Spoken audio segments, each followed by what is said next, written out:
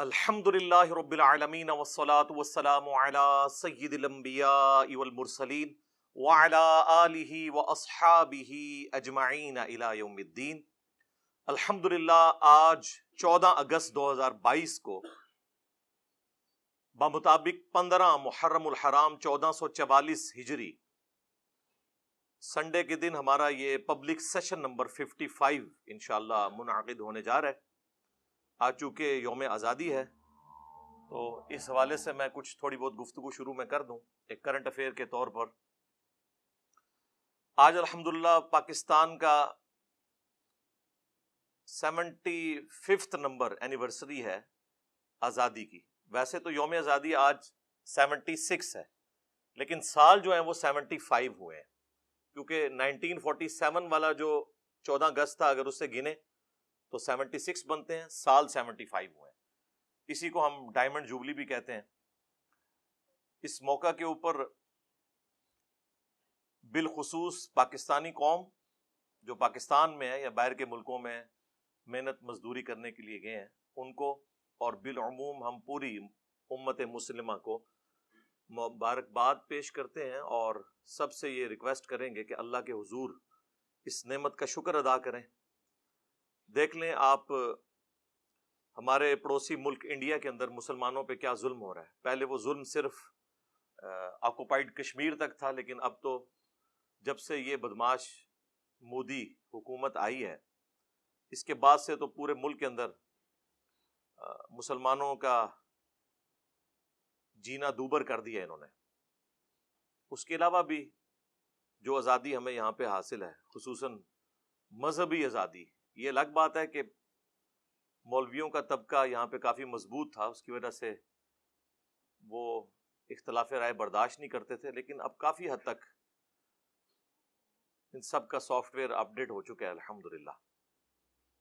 ان تمام کمزوریوں کے باوجود پاکستان کی صورتحال at least freedom of expression کے پوائنٹ آف ویو سے، دین کی تبلیغ کے اعتبار سے دنیا میں سب سے سازگار جگہ مسلمان ملکوں میں یہی ہے۔ غیر مسلم ملکوں میں تو آپ کو پتہ ہے ویسے ہی بڑی آزادی ہے، یہاں بھی کسی کی جان کو خطرہ ہوتا ہے تو یورپ اور امریکہ میں جا کے پناہ لیتے ہیں، پھر وہاں جا کر وہ کس منہ سے انہیں یہ کہیں گے کہ اسلام میں آ جاؤ اور اسلام امن کا دین ہے؟ وہ کہیں گے تو اپنی جان بچانے کے لیے ہمارے پاس آیا ہوا ہے، ہماری جان کو بھی ونریبل کرنا ہے تو نے۔ البتہ جتنے مسلمان ملک ہیں ان میں سب سے زیادہ اگر کوئی مذہبی آزادی ہے نا کسی ملک کے اندر تو پاکستان ہے، ورنہ آپ سعودیہ کے اندر، ایران کے اندر جو مذہبی قسم کے بھی ملک ہیں ان کے اندر بھی آپ ایک خاص ریڈ لائن کو کراس نہیں کر سکتے، اور وہ ریڈ لائن بھی ان کی خود ساختہ بنائی ہوئی ہے، چاہے وہ قرآن و سنت میں بھی لکھا ہوا ہو۔ خصوصاً ہمارا یہ پلیٹ فارم جس طرح کی باتیں کر رہا ہے یہ تو نہ سنیوں کو ہضم ہوتی ہیں نہ شیعہ کو ہضم ہوتی ہیں۔ جس کے مفاد کے اوپر زر پڑتی ہے وہ کہتا ہے جی انجینئر صاحب جو ہے وہ بڑی زیادتی کر رہے ہیں ہمارے ساتھ۔ یہ کوئی نہیں کہتا کہ یہ جو کچھ کہہ رہا ہے یہ بالکل ٹھیک کہہ رہا ہے، لکھا یہ ہوا ہے، لیکن چونکہ ہمیں اس سے تکلیف ہوتی ہے اس لیے یہ انتشار ہے۔ تو وہی بات ہے کہ اگر اس کی وجہ سے انتشار ہو رہا ہے یا یہ گند کو ہائی لائٹ کرتا ہے تو یہ سارا گند تو آپ کے بزرگوں کا ڈالا ہوا ہے، ہم تو صاف کر رہے ہیں۔ تو صفائی کرتے وقت تعفن تو اٹھے گا، اس کی بدبو تو آئے گی، لیکن انشاءاللہ ایک دفعہ صفائی ہو جائے گی تو پھر آئندہ کے لیے انشاءاللہ سکون ہو جائے گا۔ تو اللہ کے حضور سب کے سب لوگ شکر ادا کریں اس موقع کے اوپر آج کے دن کے اعتبار سے۔ دوسرے نمبر پہ میں خصوصاً جو حکمران ہیں ان کی ذمہ داری ہے کہ وہ اپنی جو مخالف جماعتیں ہیں ان کو ساتھ ملا کر، جس طرح انہوں نے بڑی محنت سے یہ ایک حکومت بنا لی ہے، تو ابھی بھی جو اپوزیشن کے اندر جماعتیں بیٹھی ہیں انہیں بھی ساتھ ملائیں اور دو کام کریں جو میں اکثر کہتا ہوں، ایک چارٹر آف ڈیموکریسی اور دوسرا چارٹر آف اکانومی لکھ لیں، میثاق جمہوریت اور میثاق معیشت۔ اس کا فائدہ یہ ہوگا کہ آئندہ سے کوئی انفیئر مینز کے ذریعے دوسرے کی حکومت نہیں گرائے گا۔ جس طریقے سے آپ کو پتا ہے 2017 میں ایک حکومت گری اور پھر ابھی عمران خان صاحب کی حکومت کو بھی گرایا گیا، یہ حرکتیں نہیں ہوں گی۔ پھر وہ کہتے ہیں آئینی طریقہ ہے. وہ ہمیں پتہ ہے کہ کتے کو حلال کرنا جس طرح مولویوں کو آتا ہے, اسی طریقے سے آئین کے اندر کوئی شک تلاش کر کے اور حکومت کو الٹنا, یہ ہمارے پولیٹیشنز کو آتا ہے. ان کو پتہ ہوتا ہے کہ جو کچھ یہ کر رہے ہیں. تو یہ فائدہ ہوگا کہ اس طرح کسی کی ٹانگیں نہیں کھینچی جائیں گی. دوسرا, اگر معیشت کا چارٹر لکھا گیا, پھر کوئی حکومت یہ نہیں کہے گی کہ یہ تو پچھلی حکومت نے معاہدے کیے ہوئے تھے, ہمیں تو ملک ملے ہی دیوالیہ, ہم ہوتے تو اچھی ٹرمز پہ کرتے. جس طرح بھی یہ آج کی حکومت کہہ رہی ہے جی آئی ایم ایف کے ساتھ معاہدہ عمران خان صاحب نے کیا تھا. اب اگر اس وقت عمران خان صاحب, اس وقت کے اپوزیشن لیڈر شہباز شریف صاحب جو آج کل پرائم منسٹر ہیں, ان کی بات مان لیتے, جو انہوں نے قومی اسمبلی میں تقریر کرتے ہوئے کہا تھا کہ ٹھیک ہے ہم ویسے اختلافات اپنی جگہ, ہمیں میثاق جو معیشت ہے یہ لکھ لینا چاہیے, تو پھر یہ بھی ان کو کسی صورت گلا نہ کر سکتے. چلیں اب بھی میں رات کو دونوں پرائم منسٹرز کی تقاریر سن رہا تھا, جو موجودہ پرائم منسٹر ہیں پی ٹی وی والے اور جو دوسرے پرائم منسٹر ہیں سوشل میڈیا والے, یعنی شہباز شریف اور عمران خان صاحب.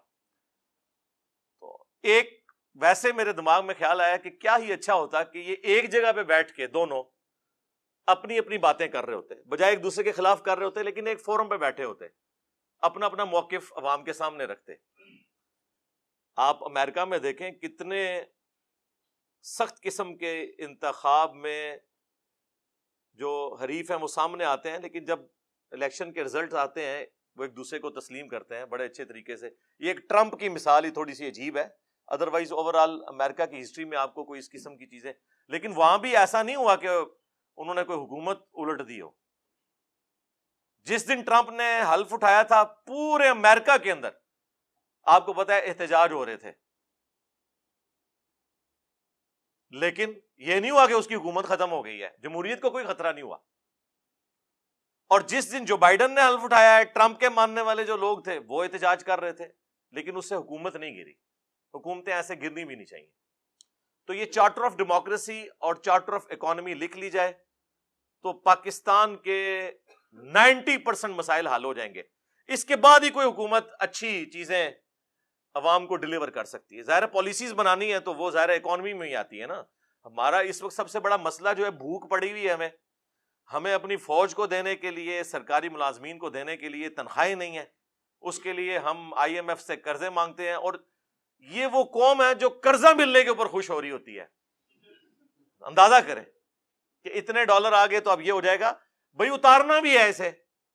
یہ تو نہیں ہو سکتا کہ وہ آپ سے قسط مانگیں اور آپ کہیں کہ آیا جے غوری, انج نہیں دنیا دے کام چل دے. آیا جے غوری کیڑی دنیا چ رہ رہے ہو اللہ دے بندے ہو, وہ گل کرنے والی کرو. ایک تو یہ کام ہے جو کیا جائے حکمرانوں کے پوائنٹ آف ویو سے اور اپوزیشن کے پوائنٹ آف ویو سے, بجائے اپنی اپنی قوموں سے خطاب کرنے کے ایک جگہ بیٹھ کے. آپ دونوں تو الگ ہیں, لیکن جس قوم سے آپ خطاب کر رہے ہیں وہ تو ایک ہے نا, تو اکٹھے ایک جگہ بیٹھ کے خطاب کریں, اپنا اپنا پوائنٹ آف ویو بیان کریں. اس وقت چاہے حکومت ہو چاہے اپوزیشن ہو, ان دونوں نے اپنے ساتھ وہ لوگ بٹھائے ہوئے ہیں کہ جن کو یہ ماضی میں خود گالیاں نکالتے رہے. رات کو پرویز الہی صاحب نے بھی تو تقریر کی ہے نا, جو سٹنگ چیف منسٹر ہیں. ان کو عمران خان صاحب کیا کچھ کہتے تھے پہلے, تو اب ساتھ بیٹھے ہوئے ہیں. اسی طریقے سے شہباز شریف صاحب کے ساتھ زرداری صاحب جو بیٹھے ہوئے ہیں, تو یہ کیا ایک دوسرے کو کہتے رہے. مجھے کہنے کی ضرورت نہیں ہے, سوشل میڈیا پہ آپ ان کی تقریر سن سکتے ہیں. تو اب جب آپ لوگ اپنے مفادات کی خاطر اکٹھے ہو کے بیٹھے ہوئے ہیں, تو قوم کے لیے بھی بیٹھ جائیں اور ایک چارٹر آف ڈیموکریسی اور ایک چارٹر آف اکانومی لکھ لیں, تاکہ آئندہ سے کوئی اسٹیبلشمنٹ کا اعلی کار بن کر حکومت کو نہ گرائے. اس کے بعد میں جو ہمارے ریاستی ادارے ہیں, اور ظاہر ہے ادارے تو خیر یہ ایک کوڈ ورڈ کے طور پہ استعمال ہوتا ہے, ادارے تو دو ہی ہیں, باقی تو بیچارے سارے مظلوم ہی ہیں. چاہے پولیس ہو چاہے اٹامک انرجی کا ادارہ ہو, ادارے دو ہی ہیں پاکستان کے اندر, فوج اور عدلیہ. تو اس لیے میں نام لے کے کہوں گا کہ فوج اور عدلیہ, ان دونوں کو بھی اپنی حدود کراس نہیں کرنی چاہیے. اور یہ باتیں ہم اس وقت سے کر رہے ہیں کہ جب خود وہ جماعتیں جو آج بڑی اینٹی اسٹیبلشمنٹ بنی ہوئی ہیں ان کی گود میں بیٹھی ہوئی تھی. ہم اس وقت بھی کہتے تھے کہ اس کا رزلٹ بڑا غلط نکلے گا، اور وہ نکلا ہے، آپ کو پتا ہے.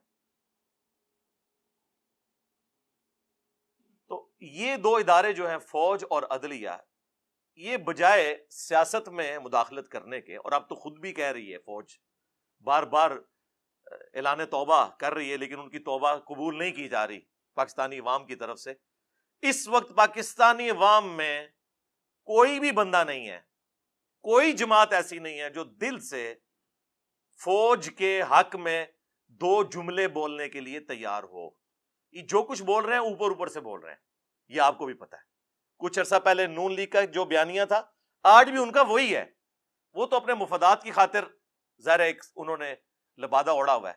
اسی طریقے سے عمران خان صاحب نے بھی جو پچھلی حکومت میں لبادہ اوڑا ہوا تھا نا، وہ مفادات کی خاطر اوڑا ہوا تھا. ورنہ آج جو عمران خان صاحب باتیں کر رہے ہیں نا، عمران خان صاحب کا شروع سے یہی بیانیہ ہے. 2001-2 کی آپ ذرا تقریریں سنیں، جو مشرف صاحب کو لتاڑا کرتے تھے، جو کچھ انہوں نے اپنی کتاب میں لکھا، یہ تو لے آئے تھے کہ ساڈا بندہ ہے، لیکن انہوں نے دسیا تہاڈا بندہ نہیں، میں اللہ دا بندہ ہوں. ٹھیک ہے، تو اس کا نقصان ہی ہوا ہے نا. اور پھر دیکھیں کہ جب آپ سیاست میں مداخلت کرتے ہیں، چاہے فوج یا عدلیہ، آپ اپنے کام کوئی نہیں کر رہے ہوتے. پاکستان کا ایک ہی مسئلہ ہے کہ ہر کوئی دوسرے کا کام کر رہا ہے. ایک مسئلہ ہے. وہ ہمارے جو ایکس چیف جسٹس صاحب تھے، کبھی ہاسپٹل میں پہنچے ہوتے تھے، پھر انہوں نے کہا تھا میں نے ریٹائر ہو کے جو ہے وہ ڈیم فنڈ کے لیے جو ہے وہ خیمہ لگا لینا ہے وہاں پہ، پوری قوم کو بڈ بنا کے چلے گئے. ابھی تک بینکوں کے باہر جو ہے نا ان کے وہ لگے ہوئے ہیں چندہ فنڈ کے بینرز. لیکن ان سے کوئی پوچھ لے کہ سر یہ بتائیں کہ اس وقت پینڈنگ کیسز کتنے ہیں، تو وہ آپ کے اوپر توہین عدالت لگا دیں گے. آپ کون ہوتے ہیں پوچھنے والے؟ بھائی ہم وہ ہوتے ہیں پوچھنے والے کہ ہمارے ٹیکسز سے آپ لوگوں کی عیاشیاں فلفل ہو رہی ہیں. آپ لوگ 12 15 لاکھ پینشن لے رہے ہیں اور لائف ٹائم سیکیورٹی لے رہے ہیں. تنخواہیں اور پریویلیجز تو چھوڑ دیں، ہم بھی پوچھنے والے ہیں. آپ ملازم ہیں، ہم کوئی غلام ہیں؟ ہاں آپ غلام ہیں پاکستانی عوام کے. میں سرکاری ملازمت الحمدللہ 19 گریڈ میں نے ریٹائرمنٹ لی ہے. میں آج بھی کہتا ہوں ہم پاکستانی عوام کے غلام ہیں. بلکہ میرے آفس میں جب کوئی کہتا تھا نا ملک و قوم کی خدمت کریں، میں نے کہا یہ کون سا یار تماشا لگایا ہوا ہے ملک و قوم کی خدمت؟ جی اٹامک انرجی والے ملک و قوم کی خدمت کر رہے ہیں، مفت کر رہے ہو، تنخواہیں لے رہے ہو، گاڑیاں لی ہوئی ہیں، ہاؤس رینٹ لے رہے ہو، لائف ٹائم پینشن لوگے. یہ کون سی ملک و قوم کی خدمت ہو رہی ہے؟ یہ اسی طرح کی خدمت ہے جس طرح علماء کہہ رہے ہیں ہم دین کا کام کر رہے ہیں. چندوں پہ خدمت کون سی ہے؟ تنخواہ لے رہے ہو، یہ کون سی بات ہوئی؟ تو یہ اپنے کام نہیں کرتے.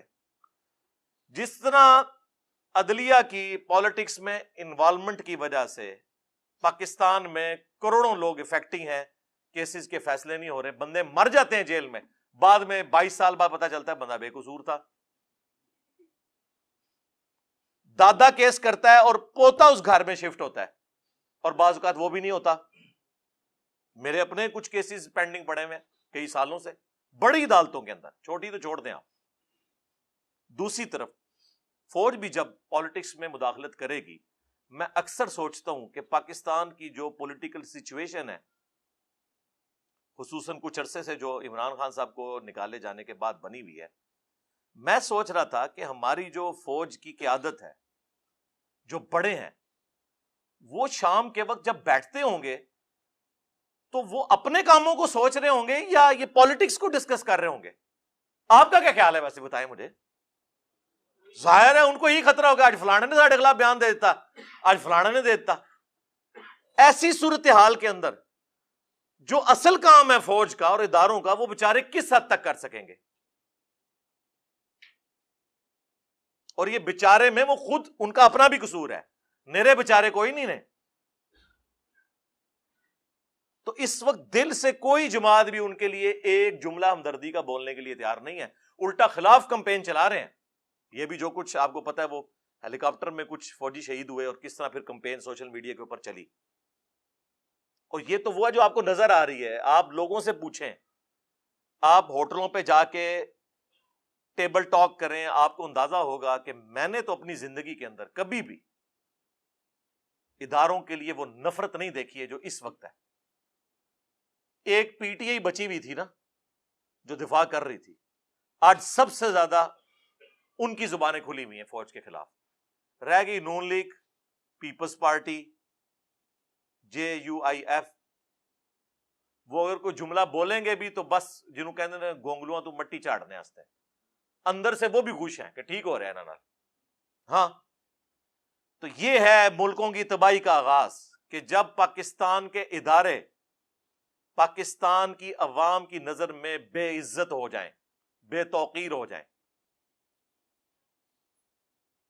آپ لوگ سمجھ رہے ہو شاید کسی کو وسوسہ آ جائے کہ ہم کوئی ان کے ایجنڈے کے اوپر بات کر رہے ہیں. نہیں میرے بھائی, ان کے ایجنڈے پہ بات کر رہے ہوں تو ہم مجرم عوام کو قرار دیں.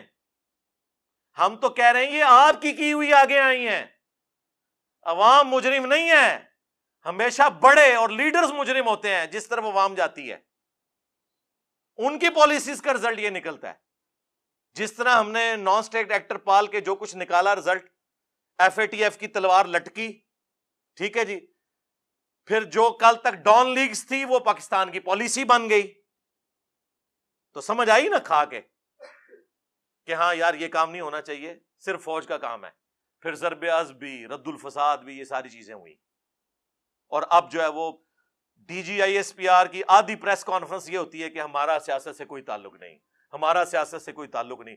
سرکار یہ روزانہ 100 دفعہ آپ تسبیح کھینچے نا, 100 دفعہ, ہاں, اور 100 سال تک کھینچتے رہے, پھر بھی اس قوم کو یقین نہیں آنا جب تک پریکٹیکلی آپ اس کو امپلیمنٹ کر کے نہیں بتائیں گے. یہ ذہن میں رکھیے گا. اس طرح نہیں, جب تک آپ کچھ کر کے نہیں دکھائیں گے. اور پھر آج تو سوشل میڈیا اتنا پاورفل ہے کہ کسی کی کوئی بات چھپی بھی نہیں رہ سکتی.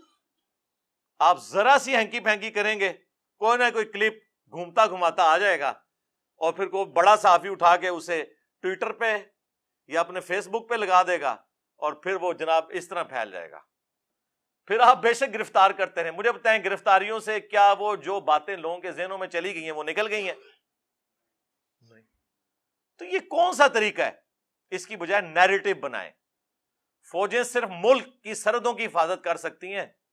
جس کو فوج کہہ رہی ہوتی ہے نظریاتی سرحدوں کی حفاظت, وہ فوج نہیں کر سکتی, وہ پولیٹیشنز نے کرنی ہوتی ہے, وہ مذہبی پیشواؤں نے کرنی ہوتی ہے جو اس ملک کے اندر موجود ہوتے ہیں. وہ کاؤنٹر نیریٹو دیتے ہیں. اور ان کا حال آپ دیکھ لیں کہ پہلے تو وہ ایک پیج کی بات کرتے تھے, وہ تو پیج ایسا پھٹا ہے کہ اب یہ پیج بالکل ہی الگ ہو گیا اور سنبھالا ہی نہیں جا رہا. اس اعتبار سے میں سمجھتا ہوں پاکستان اس وقت ڈسائسو مومنٹ سے میں ہے. یہاں ہم نے ڈیسائیڈ کرنا ہے کہ ہر ایک نے اپنا کام کرنا ہے. عدلیہ کو بھی جو شوق ہے نا کہ 9 بجے کے خبر نامے میں پہلا آدھا گھنٹہ عدلیہ ڈسکس ہو رہی ہو کہ فلاں کو بیل مل گئی, فلاں کی تاریخ لگ گئی. اور تاریخیں کن کی لگ رہی ہیں؟ جو بڑے ہیں. چھوٹوں کا ذکر ہی کوئی نہیں ہے, جو بےچارے انصاف کے لیے سالہ سال سے ذلیل ہو رہے ہیں عدالتوں کے اندر. اور عدالتیں ہماری جو ہے پریس کانفرنس کی جگہ بنی ہوئی ہیں. پولیٹیشنز جو ہیں وہ باہر بیٹھ کے پریس کانفرنس کر رہے ہوتے ہیں, اور ججز جو ہیں وہ کورٹ روم کے اندر پریس کانفرنس کر رہے ہوتے ہیں. آج اگر کسی پولیٹیکل لیڈر نے کوئی بیان دے دیا ہے, اگلے دن کوئی ہائی کورٹ کا جج, کوئی سپریم کورٹ کا جج بیٹھ کے اسے ریبٹل کر رہا ہوتا ہے. وہ یار تم لوگوں کا یہ کام ہے؟ جج کا مطلب ہے جج کرنا, کہ وہ سنے گا. جج گونگا ہوتا ہے جی, یہ غوروں سے پوچھیں. جج گونگا ہوتا ہے, صرف وہ اس وقت بولتا ہے جب اس کو کوئی بات سمجھ نہیں آ رہی نا, تو وکیل سے کہتا ہے یہ آپ اس کو ذرا کلیئر کر دیں, باقی آپ اپنا جو جتنا ڈیفنس ہے نا وہ ریٹن میں مجھے جمع کروائیں. وہ اس کو پڑھتا ہے, اس کے بعد ایک رزلٹ سنا دیتا ہے. امریکہ میں جج مرتے دم تک جج ہوتا ہے, ریٹائر نہیں ہوتا. سب سے قیمتی انسان دنیا میں اللہ کی کرسی پہ جج بیٹھا ہوا ہے. اللہ نے اپنے لیے کہا ہے نا اولو العلم قائما بالقسط, اہل علم کا کہا کہ جو اللہ انصاف کے اوپر قائم ہے اس کے ایک ہونے کی گواہی اہل علم دیتے ہیں. اللہ نے ترازو نازل کیا. انبیاء کا بھی جب ذکر آیا تو کہا کہ کتابیں نازل کی اور ترازو قائم کیا. اور ہمارے ترازو کی آپ حالت دیکھ لیں کیا ہوئی ہے. پہلے ہی امام کو پتا ہوتا ہے جناب اے جج بیٹھے نے اے رزلٹ آئے گا. ہاں تو ٹھیک ہے یار, پھر عوام کو بٹھائیں اپنی سیٹوں کے اوپر, پھر بیان دیتے ہیں ہم جو ضمیر کے مطابق فیصلہ کریں گے. واہ, یہ کون سا دنیا کا قانون ہے کہ ضمیر کے مطابق فیصلہ کریں گے؟ قرآن تو کہتا ہے آپ کو اپنے خلاف گواہی دینی پڑے, اپنے رشتہ داروں کے خلاف گواہی دینی پڑے, آپ نے انصاف کے اوپر فیصلہ کرنا ہے, ضمیر کے مطابق نہیں, قانون کے مطابق فیصلہ کرنا ہے. عوامی امنگوں کا مکمل خیال رکھا جائے گا, یعنی جتنے لوگ ہماری تصویریں لگا کے اس پہ جو زیادہ جوتیاں مارے گا نا اس کے حق میں فیصلہ کریں گے, کیونکہ ان سے ہمیں زیادہ ڈر لگتا ہے ٹرولنگ سے. یہ ہوتی ہیں عوامی امنگیں. میں چونکہ ایک ایسی پوسٹ کے اوپر بیٹھا ہوں کہ میرے لیے یہ سب کے سب لوگ اسٹوڈنٹ کی حیثیت سے ہیں, اس لیے میں ان سے اس لہجے میں گفتگو کر سکتا ہوں, اور پریکٹیکلی اسٹوڈنٹ ہیں بھی ہیں الحمدللہ. تو کوئی تو ہونا چاہیے نا جو بڑوں کے بھی کان کھینچے کہ یار آپ لوگ کیا کر رہے ہیں, کیونکہ صحافیوں کے اوپر تو پھر یہ مقدمات بنا دیتے ہیں, کبھی توہین عدالت, کبھی غدار وطن, کبھی کچھ. تو کم از کم جو نیوٹرل پلیٹ فارم سے ہیں, یہ نیوٹرل وہ والا نہیں, عمران خان صاحب والا نہیں, ان بائسڈ, ایسے اس لفظ کو بدنام کر دیا, ان بائسڈ کہنا چاہیے, غیر جانبدار. تو وہ لوگ کم از کم ان کو ہوش دلائیں کہ یار ہوش کے ناخن لیں. اور آخر میں جو پاکستان میں صاحب ثروت لوگ ہیں, امیر لوگ, ان سے میں ریکویسٹ کروں گا, اس وقت قوم کو اس بدحالی سے نکالنے میں آپ سب سے اہم کردار ادا کر سکتے ہیں. ہمارے جتنے بڑے بڑے پولیٹیشنز ہیں, پراپرٹی ڈیلرز ہیں, اور اس طریقے سے کاروباری لوگ ہیں جو اربوں ڈالرز کے مالک ہیں, کیا وہ ملک کو کنٹریبیوٹ نہیں کر سکتے؟ پھر اس کے اگینسٹ ایک آرگومنٹ آتا ہے کہ اگر وہ کہتے ہیں ہم نے ملک و قوم کے بیت المال میں کوئی پیسہ جمع کروایا تو پھر کوئی اور کھا جائے گا. ہم کب کہہ رہے ہیں کہ آپ پریزنٹ گورنمنٹ یا کسی بھی گورنمنٹ کے حوالے پیسہ کریں, آپ ملک کے اندر کاروبار جنریٹ کریں. دیکھیں, ایک شخص سے مجھے انتہائی شدید نوعیت کے اختلافات ہیں, ملک ریاض صاحب, بیریر ٹاؤن کے جو آنر ہیں, لیکن ایک بات ماننی پڑے گی, اس بندے کی وجہ سے پاکستان کے ملینز آف پیپل کے گھروں کے چولہے جل رہے ہیں. اس نے اسی ملک سے اکانومی کو چلا کے اتنا پیسہ جنریٹ کیا ہے. فاسٹ فوڈ میں آپ KFC, میکڈونلڈ, یہ آ کے یہاں پہ کمائی کر رہے ہیں نا. لوکل فاسٹ فوڈ تو آپ کا اس طرح کوئی کھڑا ہی نہیں ہو سکا. پراپرٹی کی فیلڈ میں بھی باہر کے لوگوں نے آگے کمائیاں کرنی تھی. اگر یہ بندہ نہ ہوتا, پھر اس کو دیکھا دیکھی ڈیفنس والوں نے اپنا DHAs لانچ کیے, آج ملک کی اکانومی انہی کی وجہ سے چل رہی ہے. انہوں نے بھی تو اسی ملک سے آپ کو سب کچھ جنریٹ کر کے بتایا, اور اس سے بڑھ کر باہر جو اوورسیز پاکستانی تھے انہیں اس بات پہ مجبور کیا کہ وہ اگر پاکستان نہیں بھی آتے تب بھی کم از کم پاکستان میں ایسی ہاؤسنگ سوسائٹیز موجود ہیں جہاں وہ اپنے مکان بنا سکتے ہیں, کبھی چھٹیاں گزارنے کے لیے آ سکتے ہیں. باقی مجھے بتائیں, یہ پاکستان میں جو عام شہروں کی حالت ہے رہنے والی, کراچی لے لیں, لاہور لے لیں, فیصل آباد لے لیں, صرف ایک اسلام آباد کچھ کہہ سکتے ہیں کہ بہتر ہے, وہ بھی بارش کے دنوں میں اس کا بھی پول کھل جاتا ہے. وہ تو نیچرل سلوپ پہ نہ ہو تو وہاں پہ بھی بری حالت ہوئی ہو, لیکن اس کے باوجود وہاں پہ بھی نالے جب ابلتے ہیں نا تو وہ پلوں کے اوپر سے جا رہے ہوتے ہیں. ظاہر نالے چھوٹے ہیں اور پیچھے سے پورا مارگلا ہلز کا پانی آتا ہے. میں تو F10 میں خود بھگتتا رہا ہوں نا, مجھے تو پتا ہے اس چیز کا. لیکن یہ دیکھیں اسی ملک سے سب کچھ کیا ہے نا. تو یہ جو صاحب ثروت لوگ ہیں ماشاءاللہ انہوں نے کاروبار جنریٹ کیا, اور کاروبار جنریٹ کریں, یہاں لوگوں کو روزگار ملے, پلس وظیفے لگائیں ایسے بچوں کے جو پڑھ سکتے ہیں لیکن ان کے پاس پیسے نہیں ہیں. ان کی تعلیم کا خرچہ اٹھائیں. پاکستان میں ایک ذریعہ ہے پاورٹی سرکل سے غریب قوم کو نکالنے کا، وہ تعلیم ہے. ہم خود لوور مڈل کلاس ہیں، آج وہ لائف انجوائے کر رہے ہیں جو ہمارے باپ داداؤں نے سوچی بھی نہیں ہوئی تھی.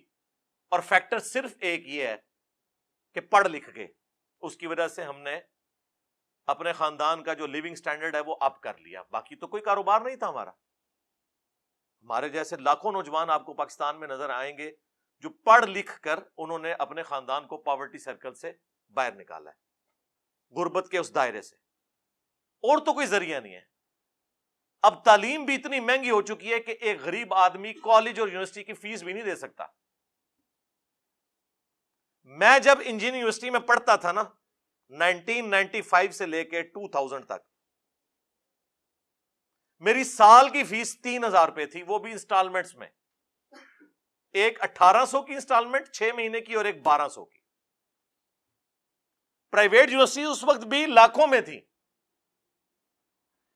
اور یہ 3000 میں پورے سال کا ہاسٹل کا خرچہ، صرف کھانے کو آپ نکال دیں، ہاسٹل میں بجلی کا، پانی کا، رہائش کا، صفائی، سب کچھ اس میں شامل.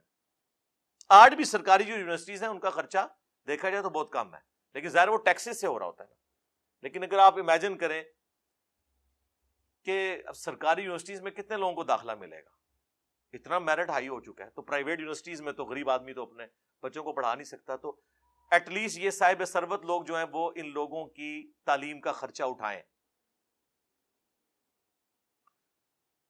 پھر ایسی ٹریننگز دی جائیں خصوصاً کمپیوٹر کی فیلڈ میں. اب تو فری لانسنگ کا دور ہے. میں حیران ہوں کہ بنگلہ دیش میں 6 ملین لوگ، 60 لاکھ لوگ، بچے 20 سے 30 سال کی عمر کے، ان کا جو ذریعہ معاش ہے نا وہ فری لانسنگ ہے. ہنر سیکھا ہوا ہے، کمائی کر رہے ہیں. بنگلہ دیش دنیا میں دوسرے نمبر پہ آ گیا ہے فری لانسنگ کے پوائنٹ آف ویو سے، چائنا کے بعد. ہم کہتے تھے جناب غریب قوم ہے، اور کسی کو مثال دی جاتی تھی نا تو کہا جاتا تھا تیری 2 ٹکے کی بھی اوقات نہیں ہے. آج 2 ٹکے جو ہیں وہ پاکستان کے 4 روپے کے برابر ہیں، جو آپ 2 ٹکے کہا کرتے تھے. حالانکہ ان کے پاس ریسورسز بہت کم تھے.